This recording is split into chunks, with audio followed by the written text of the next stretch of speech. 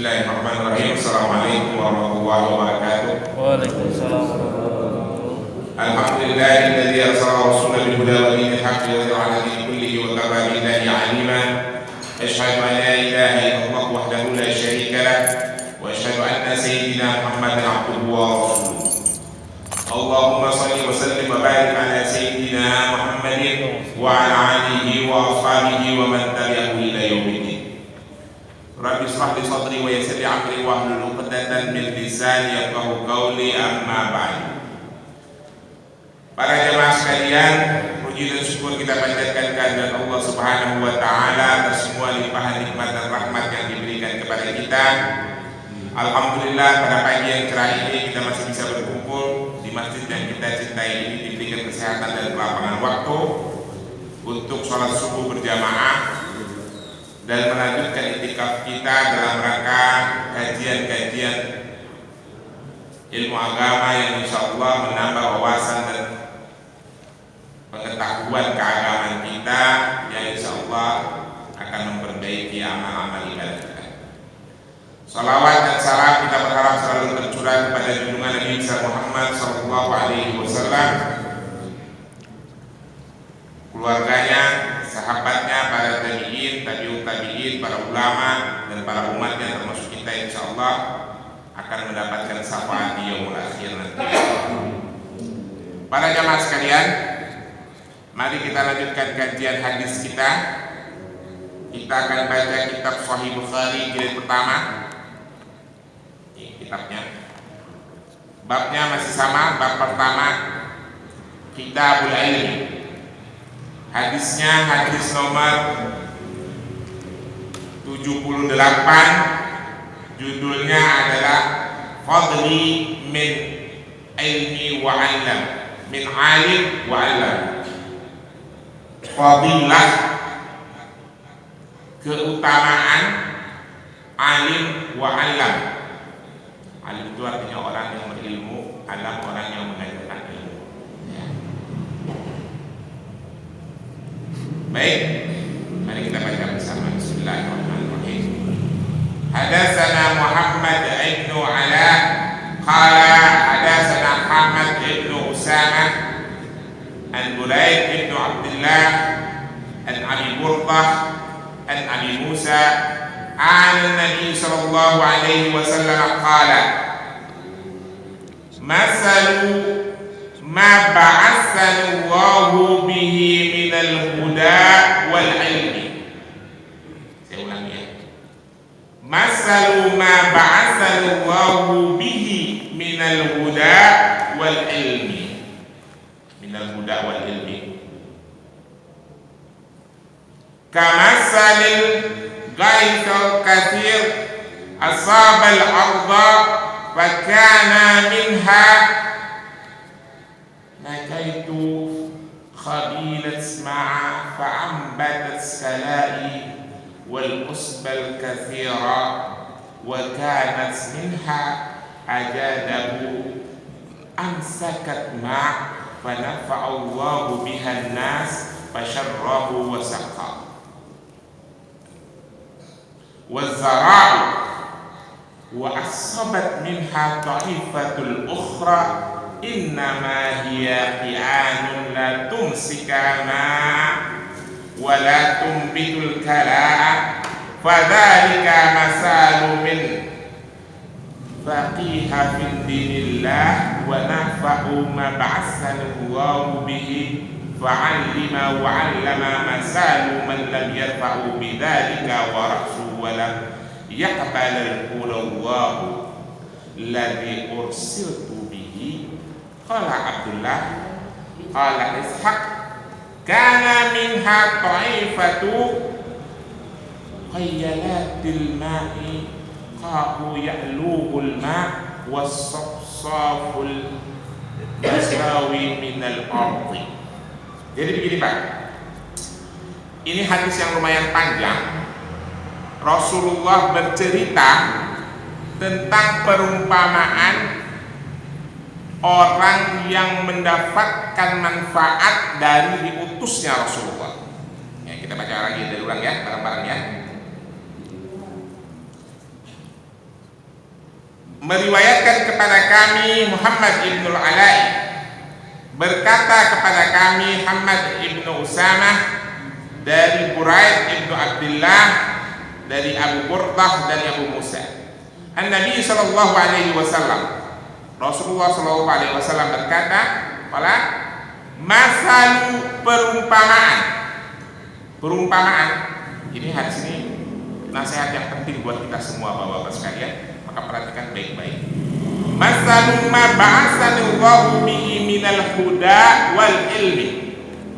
Perumpamaan orang yang mendapatkan ilmu, mendapatkan hidayah dan ilmu dari diutusnya aku oleh Allah. Saya kira begitu ya.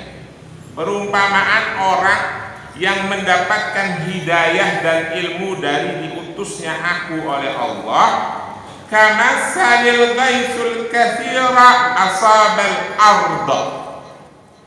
Seperti perumpamaannya seperti hujan yang lebat, asabal arda, dia menyirami bumi, menimpa bumi. Asabal artinya menimpa, menyirami bumi. Fakana minha naqaitu qabilat sama'a fa'ambatat skalai wal ushbul katsira. Maka setelah bumi itu disirami hujan yang lebat, dia akan menjadi bersih, subur dan menumbuhkan tanaman-tanaman.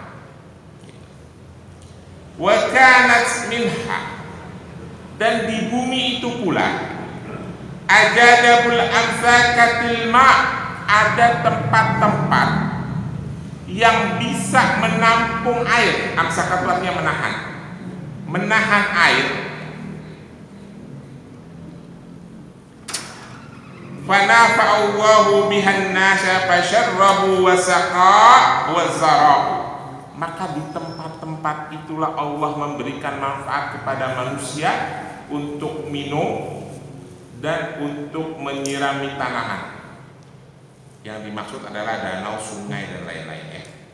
Karena itu adalah tempat-tempat yang kedap, tempat air tertampung. Wa asabat minha ta'ifatul ukhra. Tetapi ada tempat-tempat yang disirami oleh air yang bukan dari keduanya. Yang tadi kan bumi itu kalau disirami air dia akan jadi subur, tumbuh tanaman hijau. Lalu ada tempat lagi yang kedap air, ketika hujan datang air tertampung, dia menjadi danau-danau, menjadi sungai-sungai yang manusia bisa minum di situ dan bisa mengambil air untuk menyirami tanaman.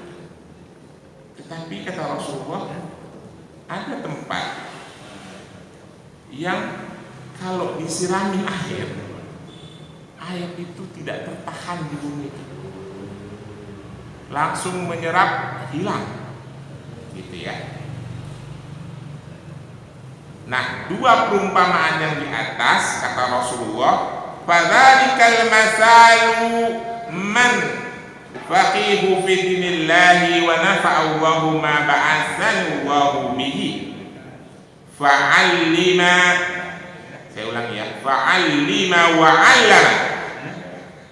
Seperti itulah perumpamaan. Ini dua tempat yang tadi nih, bumi yang disirami air lalu subur, bumi yang disirami hujan lalu tumbuh danau-danau dan sungai-sungai. Seperti itulah perumpamaan orang yang mengambil manfaat dari diutusnya aku oleh Allah, kata Rasulullah. Apa manfaat yang didapatkan? Fa'alima wa 'alama. Alim, dia menjadi orang pandai, menjadi orang pintar dan mengajarkan kepandaiannya. Ya. Lalu ada lagi, wa masalu man lam yarfa'u bidzalika wa ra'su wa lam yaqbalahu huda. Dan perumpamaan orang yang tidak bisa mengangkat harkat dan martabatnya lalu tidak menerima hidayah dari Allah adalah seperti perumpamaan air yang jatuh ke muka bumi lalu tidak tertampung, tidak menyuburkan, airnya menyerap begitu saja. Abu Ishaq mengatakan yang dimaksud oleh Rasulullah itu perumpamaan adalah ada bagian-bagian bumi yang bisa menampung air sehingga menimbulkan kesuburan, dan ada bagian-bagian bumi yang seperti Sahara, seperti padang pasir, yang kalau air tertimpa ke atasnya karena hujan dari ilham, air tidak tertampung sama sekali, hilang. Nah, Rasulullah mengatakan perumpamaan orang yang bisa mengambil manfaat dari diutusnya Rasulullah SAW adalah seperti bumi yang mendapatkan kesuburan. Apa yang mereka dapatkan? Mereka mendapatkan huda wal ilm. Lalu mereka menjadi alim wa 'allama. Mereka menjadi orang yang pintar sekaligus mampu mengajarkan kepintarannya kepada orang lain. Tetapi orang yang tidak mendapatkan manfaat dari diutusnya Rasulullah, dia tidak bisa mengangkat harkat dan martabatnya karena agamanya, dan dia adalah orang yang tidak punya ilmu apalagi mengajarkan ilmunya kepada orang lain.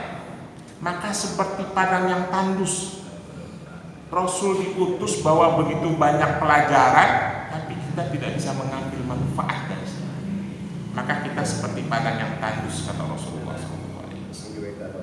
Para jemaah sekalian, jadi Rasulullah sudah diutus berapa lama? 1400. Dan dari mulai hijrah aja ya, 1444 Hijriah, ditambah 11 tahun di kota Mekah, 1455 Hijriah.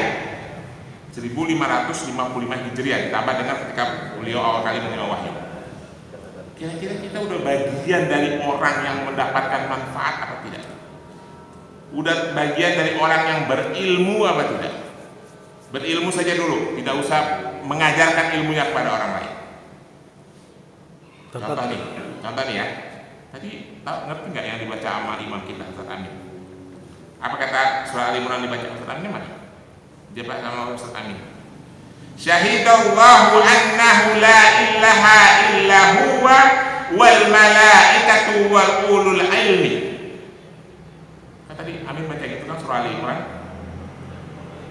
Allah menyaksikan bahwa tiada Tuhan selain dirinya, yang ikut menyaksikan para malaikat, yang ikut menyaksikan bersamanya adalah orang-orang yang berilmu pengetahuan. Saya pernah ngajarin tafsir. Dalam ilmu tafsir itu ada kaidah muqaddam muakhkhar, ya.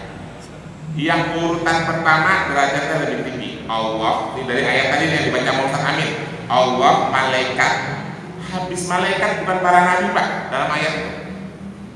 Wal ulul ilmi, yang bisa menyaksikan, yang bisa punya kesadaran bahwa Allah itu tidak Tuhan selain Dia, Allah sendiri, para malaikat, wal ulul ilmi, dan orang-orang yang berilmu pengetahuan. Karena Allah memuliakan orang yang berilmu. Ya, itu yang pertama. Ini contoh yang pertama. Ini contoh yang kedua nih. Contoh yang kedua, perhatiin, yang biasa sholat di Masjid At-Taubah, yang rutin sholat di Masjid At-Taubah, jamaahnya berilmu apa enggak ya, mau ngecek nih ya. Imamnya kan baca doa qunut, betul enggak? Allahumma hdina fiman hadait, wa afina fimman afait, wa tawallina fimman tawallait, wa barik lana fimma atait, wa qina syarra ma bi rahmatika qadait. Kemarin-kemarin langsung pelan. Lanjut, ada baca doa sendiri-sendiri. Yang lain waktu baca dibaca kencang, imamnya amin, jamaahnya amin, amin. Begitu imamnya pelan, stop aminnya, lalu selesai, sallallahu alaihi sayyidina Muhammad, selesai. Para jamaah tahu tidak kenapa aminnya, imamnya itu bacanya jadi pelan? Jamaah nggak tahu nggak kenapa jadi pelan? Harusnya pelan nggak itu? Harusnya pelan nggak? Nah, kalau enggak, besok belajar pikir lagi sama Pak Mustaqim ya. Berarti belum mengambil manfaat dari diutusnya Rasulullah ini. Habis itu amin berubah. Saya perhatikan beberapa hari, baca qunutnya kencang terus dari awal sampai akhir. Jamaahnya amin terus, karena bacanya kencang. Sekarang dia berubah lagi sampai wakina syarra ma qadait, habis itu dipelani. Yang jamaah tidak bilang amin lagi, berhenti. Kemarin bilang amin, sekarang stop. Karena membaca sendiri. Harus begitu. Karena membaca sendiri, melanjutkan sendiri. Karena membaca sendiri melanjutkan. Yang sebetulnya menurut syariat fikih itu tidak perlu jamaah membaca sendiri. Ya. Dan tidak perlu dikecilin. Cuma di Indonesia yang suaranya dikecilin, disirkan. Coba lihat di Mekah. Oh, lagi sholat witir. Sholat witir tarawih. Ada nggak yang baca pelan? Kunutnya enggak, kenceng aja dibaca imam. Kenapa dikecilin pada wakilina syara makalat habis itu dikecilin?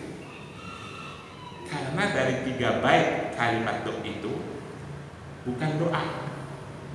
Yang atasnya doa Allahumma hdina fi man hadait. Doa itu, ya Allah berikan aku petunjuk seperti Engkau memberikan petunjuk pada orang-orang yang mendapat petunjuk, dan seterusnya. Wa qina syarra ma qadait, itu doa. Habis itu fa innaka ta'di wa la yuda alaik wa la ya'izu man walait, itu bukan doa, maka tidak perlu diaminkan. 3 kalimat itu tidak perlu diaminkan, setelahnya aminkan lagi. Maka dari itu di Indonesia orang baca kunut dipelanin, maksudnya supaya jamaahnya gak bilang amin. Tapi nah di Indonesia lanjut aja ini, terutama di Hatau. Ya, 3 bait itu. Innaka ta'di wa la yu'da alaik, innahu la yaziru man walait wa la ya'izu man adait. Jangan ngomong amin karena itu bukan doa. Tidak akan berkuasa orang yang engkau hinakan. Itu doa. Tidak akan mulia engkau yang hinakan. Maka dari itu di Indonesia imamnya kalau baca kunut 3 kalimat itu dikecilin supaya jamaah nggak bilang amin. Maksudnya begitu. Seharusnya nggak perlu dikecilin. Begitu dibaca kencang semuanya ikut amin. Itu jamaahnya nggak ngerti. Besok baca fikih. Itu contohnya ya. Contoh yang paling nyata yang ada di depan kita, bahwa kita harus mengambil ilmu yang manfaat dari diutusnya Rasulullah Shallallahu Alaihi Wasallam. Sekarang ada lagi yang menarik, diperhatiin nih bapak-bapak nih, ya. Makanya dari awal tuh saya selalu bilang kalau ada kajian-kajian agama selalu hadir biar kita berilmu. Yang berikutnya nih, ada kalimat minal huda wal ilmi. Selalu kalimatnya begitu Pak. Nah, antara ayat, antara hadis. Kenapa huda duluan bukan ilmu duluan? Kenapa huda duluan? Mana lebih dahulu bapak-bapak dapat hidayah atau dapat ilmu dalam urusan agama? Contoh nih, contoh yang paling nyata nih. Para pemain bola kesebelasan Inggris. Di Inggris nih. Inggris tuh sepak bolanya apa aja tuh, Mas Fajar? MU, apa lagi? Liverpool, banyak tuh ya. Si Muhammad Salah mainnya di mana? Liverpool. Gara-gara Muhammad Salah, seorang pemain bola dari Mesir yang soleh itu, banyak pemain-pemain Inggris yang masuk Islam. Itu namanya apa? Namanya hidayah. Hidayah karena dia melihat Muhammad Saleh. Muhammad Saleh ini lagi kuat lagi puasa ke pelatihan bola, waktunya sholat dia berhenti sholat, begitu dia pergi Islam, akhirnya masuk Islam. Itu namanya hidayah. Setelah dia masuk Islam, dia tahu sholat, dia tahu zakat, dia tahu puasa. Itu namanya apa? Ilmu. Berarti hidayah dulu baru ilmu. Ya, makanya itu dalam teks ayat maupun hadis, orang itu setelah dapat hidayah maka dia akan dapat ilmu. Hidayah itu tidak harus dari literasi, tapi dari kejadian bisa. Kejadian Rasulullah yang sangat santun, sangat baik, banyak orang-orang kafir Quraisy yang masuk Islam. Setelah itu dia belajar, baru dia dapat ilmu. Jadi kalau cuma modal huda hidayah doang, belum ilmu, belum cukup. Harus ilmu. Satu lagi ada, tapi ini kelasnya agak beda, yaitu hikmah. Dalam ayat-ayat Al-Quran, Rasulullah menyandingkan selalu kata ilmu dengan kata hikmah. Jadi urutannya, kalau kita sudah mendapatkan hidayah, bisa dari literasi, dari membaca, bisa dari sebuah kejadian, dari kita melihat dan sebagainya, lalu kita belajar, kita mendapatkan ilmu. Setelah ilmu kita mendekati sempurna, kita akan mendapatkan hikmah. Hikmah kenapa sholat subuh 2 rakaat padahal kita lagi seger-segernya, kenapa sholat isya 4 rakaat, kenapa ada ruku, kenapa ada sujud, itu semuanya hikmah nanti yang menjawab. Ilmu tidak bisa menjawab. Kenapa orang kentut itu wudunya batal, itu semuanya hikmah. Ya, karena ilmu itu sebatas literasi nas, dalil Al-Quran, hadis, dan dalil-dalil lainnya yang bisa didalam dengan otak, dengan akal. Tapi ketika hati nanti menemukan jawabannya, maka itu adalah hikmah. Jelas ya, para jamaah sekalian. Maka dari itu kita wajib berilmu. Ya, ada sebuah cerita panjang, tapi saya tidak mau cerita nanti kelamaan. Kemarin pengalaman saya di Bandung, bicara sama salah satu dosen ITB di Masjid Salman, kenalan, itu ngobrol-ngobrol. Saya cerita gitu mengenai agama. Pak Ustadz, belum ngambil saya Ustadz karena baru kenalan. Agama yang paling benar itu Islam. Kata siapa? Islam itu bukan agama yang paling benar, itu adalah agama yang benar. Bukan agama yang paling benar. Nanti kalau Anda bilang ada agama yang paling benar, Anda akan bilang ada agama yang benar. Agama yang benar itu adalah Islam. Maka yang lain Salah. Kan tadi Ustaz udah ngomong, udah baca tuh surahnya, inna dina indallahul Islam. Itulah, jelas ya. Itu pakai ilmu menalar. Tidak ada, Islam itu bukan agama yang paling benar. Islam itu adalah agama yang benar, yang lain salah. Itu menurut versi kita. Kalau menurut versi orang lain ya biarin. Nah, itu jelas ya. Ada lagi, saya diskusi. Kalimat la ilaha illallah itu tiada Tuhan selain Tuhan. Salah itu saya bilang. La ilaha illallah bukan tiada Tuhan selain Tuhan. Kok bisa? Tuhan itu apa? Ilah itu apa? Beda definisinya. Dan dalam hati saya, orang ini pintar tapi sebetulnya tidak mengerti apa. Tuhan itu bukan ilah itu bukan Tuhan ya Pak. Ya, sama halnya kalau ada yang diskusi. Ini kalau ada yang diskusi di grup-grup WA nih, suka ada diskusi. Tulisan kalimat assalamualaikum yang benar didiskusikan panjang lebar. Saya lihat mana tulisan Latin. Ngapain didiskusiin? Beda. Yang kalau mau diskusikan tulisan Arab, pakai tulisan Arab, jangan pakai tulisan Latin, kagak nyambung. Nanti kan tulisan Latin kan tidak ada tasdid, tidak ada mat, tidak ada waqaf, nggak bisa diterjemahkan langsung. Nah, itu contohnya. Kita butuh pakai ilmu. Jelas? Jelas ya. Jadi jangan sampai waktu kita terbuang sia-sia. Udah usia, udah tua, kerjaan kita cuma cakik aja, ilmu tidak ada, ibadah salah. Ya, penyindir loh ini. Satu lagi nih, hadis. Ini hadis yang penting tentang ilmu juga. Ya, hadis nomor 79. Bismillahirrahmanirrahim. Hadatsana Imran ibnu Maisar qala hadatsana Abdul Warith an Abi Yahya an Anas qala Rasulullah sallallahu alaihi wasallam. Perhatikan ya. Inna min asyratis sa'ah ayarfa'ul ilma wa yasbutul jahla wa yasrabul khamar wa zaharaz zina. Kata Rasulullah ini, dari tanda-tanda kehancuran, datangnya hari kiamat adalah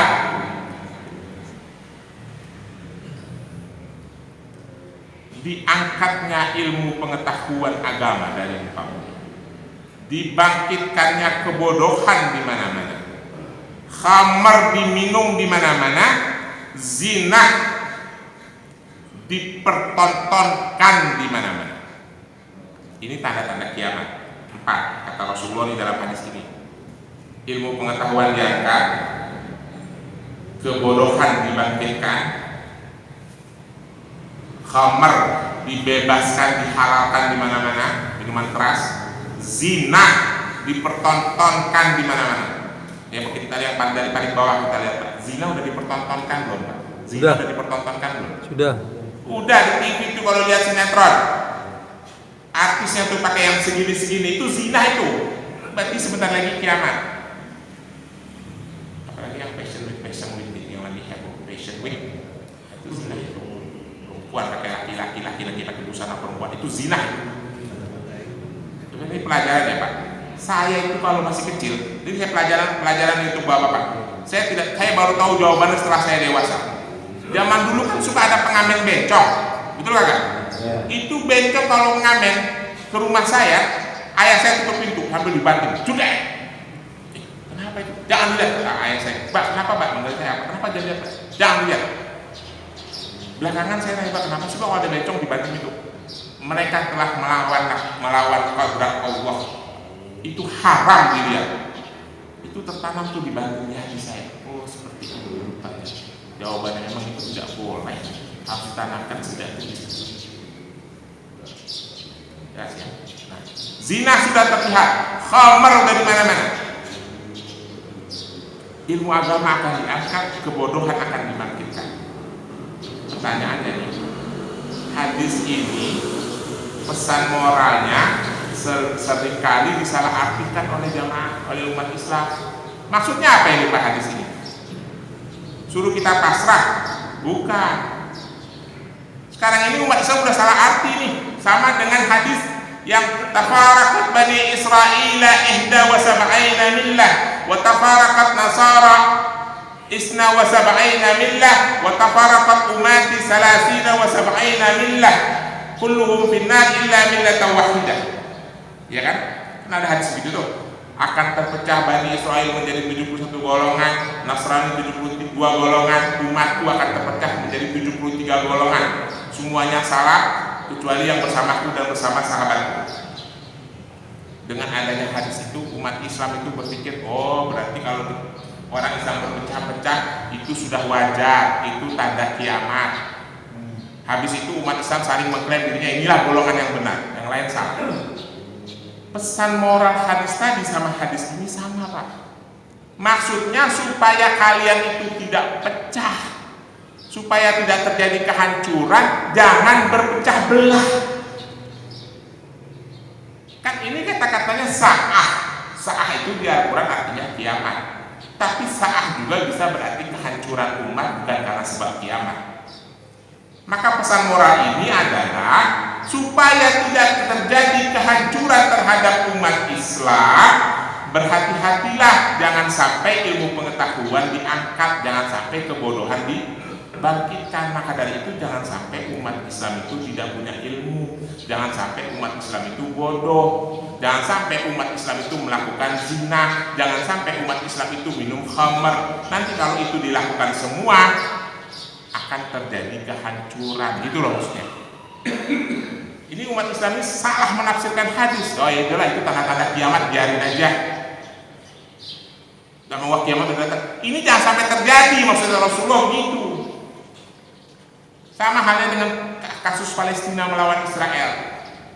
Karena ada cerita-cerita, ada risalah-risalah yang mengatakan nanti di akhir zaman umat Islam akan bersatu, akan menghancurkan Israel, Bani Israel, Yahudi, bahkan Yahudi ngumpet di pohon Golgot pun akan ditunjukkan oleh pohon Golgot. Akhirnya orang Islam itu mau membela Palestina nungguin akhir zaman.